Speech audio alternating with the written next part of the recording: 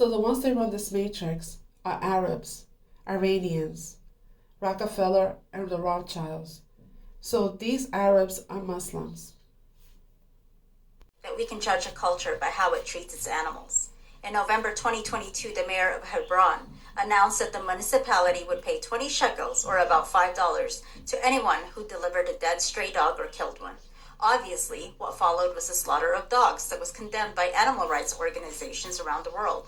On October 7th, the Gazans killed about 60 dogs in Israel when they invaded, which does not surprise me since the citizens of Gaza and the West Bank are ideologically similar. This comes from several Islamic hadiths. Al-Bukhari 2145 and Muslim 2978. Whoever keeps a dog, a qira'at from his good deeds are deducted every day, except a dog for farming, herding, or hunting. Al-Bukhari 3225. The angels do not enter a house in which there is a dog or an image. In one narration, Sunan Abu Dawud said, the black dog is a shaitan, or the devil. In many Muslim traditions, it is part of Islamic law that dogs are considered impure and some avoid contact and must ritually purify themselves if they do touch one. In Iran, many cities ban the walking of dogs. In Malaysia, normalization of dogs are met with death threats. In North Africa and the Arab world in general, dogs are cold. And now, where Muslims are migrating en masse, European locals are seeing anti-dog sentiments in Muslim-heavy communities. What this reveals is not only how religious texts are interpreted, but how moral frameworks evolve into the modern world.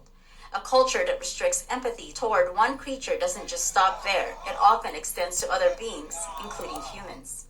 The way a society responds to the weakest and most voiceless among it becomes a mirror of its conscience. The Economic Forum has come out with a new initiative that will have pet owners and animal rights activists off their rocker. The WEF is calling for millions of pets worldwide to be slaughtered in an effort to reduce their carbon footprints. Their global leaders and shapers have already ordered media outlets to begin pushing the narrative. CNN has begun by posting an article on their website titled, "Our Pets Are Part of the Problem. These tips can help you minimize their carbon paw prints." Some of the article's highlights include meat-heavy diets of pets are causing planet-warming gases to be released into the atmosphere. The article claims that responsible pet owners should trade their dogs or cats in for turtles or snakes as they're more environmentally friendly. Claus would like us to all stop consuming meat and switch to a more sustainable insect diet, and the same goes for your pets. Bloomberg followed along and released an article horribly titled, "Let Your Pets Die to Fight Inflation." Despite the unethical nature of euthanizing our pets, the WEF and its climate activists are vowing to slaughter millions of dogs to reduce their carbon paw prints. To add to this insanity, it also claims to reduce animal cruelty, as it will ensure that no pets are subject to neglect or mistreatment. There's very little evidence to prove that this initiative will actually have a substantial impact on the climate crisis. But if you've been listening, you'll realize that this is not about the climate. This is about dehumanizing, degrading, and mocking us. Comment your thoughts on this ridiculous plan.